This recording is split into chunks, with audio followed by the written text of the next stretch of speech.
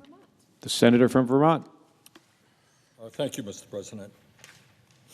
Mr. President, I rise today to say a few words about the state of democracy, both in terms of the upcoming election in Brazil, as well as here in the United States. It is no great secret that today democracies around the world are under great threat from right-wing extremism. That obviously includes our own, as we all saw tragically on January 6, 2021, when there was an attack on this very building by those seeking to overturn our presidential election. One of the countries where democracy is now under threat is Brazil, the largest nation in Latin America and one of the largest democratic countries in the world. On October 2nd, less than 2 weeks from now, Brazil will hold its presidential election. According to many polls, it appears that the two major candidates in that election are President Jair Bolsonaro and former President Lula da Silva.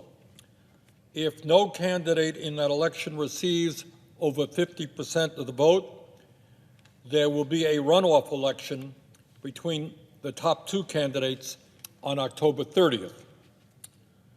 Mr. President, over the past many months, Brazilians from all sectors of society have publicly expressed serious concerns about ongoing efforts in that country to undermine democracy, including close to 1 million Brazilians who signed an open letter released on July 26, 2022, defending the democratic institutions of Brazil and the rule of law.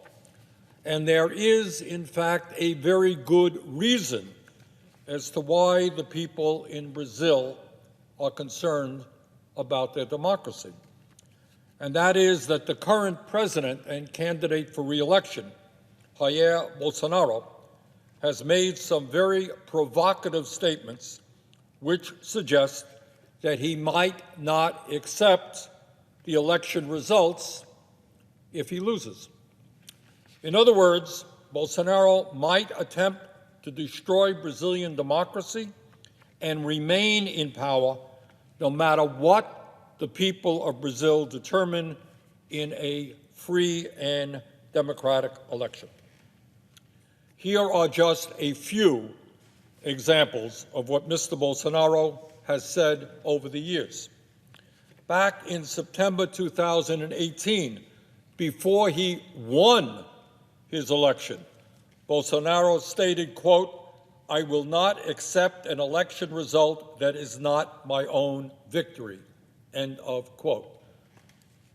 On September 7th, 2021, as reported by the Financial Times, Bolsonaro stated, quote, "There are those who think they can take me from the presidency with the mark of a pen. Well, I say to everyone, I have only 3 possible fates: arrest, death, or victory. And tell the bastards I'll never be arrested. Only God can take me from the presidency," end of quote. According to Human Rights Watch, previously, President Bolsonaro had claimed, without providing any evidence, that the last 2 presidential elections were fraudulent, including his own election, in which he claimed he got more votes than the final tally showed. But it is not just Bolsonaro's words that should be of concern to those of us who still believe in democracy. According to a recent survey by the Federal University of the State of Rio de Janeiro, Brazil is experiencing a 335% increase in violence directed against political leaders in 2022 relative to 2019. Mr. President, it is obviously not the business of the United States to determine who the next president of Brazil is or to get involved in Brazil's presidential elections in any way. That is a decision to be made solely by the people of Brazil through a fair and free election. But it is the business of the United States to make clear to the people of Brazil that our government will not recognize or support a government that comes to power through a military coup or the undermining of a democratic elections. That is our business. In that regard, Mr. President, I ask my colleagues to support a resolution that I've introduced with Senator Kaine, Resolution 753. And Senator Kaine, of course, is the chair of the Senate Foreign Relations Subcommittee on the Western Hemisphere, and that resolution is also co-sponsored by Senators Leahy, Merkley, Blumenthal, and Warren. This resolution is very simple and straightforward. It does not take sides in Brazil's election, obviously, and that would be unacceptable. But what it does do is express the sense of the United States Senate that the United States government will make it unequivocally clear that the continuing relationship of the United States and Brazil depends upon the commitment of the government of Brazil to democracy and human rights. This resolution urges the Biden administration to make clear that the United States will not support any government that comes to power in Brazil through undemocratic means, and to ensure United States security assistance to Brazil remains compliant with our laws related to the peaceful and democratic transition of power. In other words, no military aid to a military coup in Brazil. This does not seem to be a complicated, or in my view, controversial piece of legislation. And yet, and I say this with a great deal of sadness, and maybe it tells us the state of democracy in the United States, yet we have not been able to get one single Republican to co-sponsor this very simple, straightforward resolution. And why is that?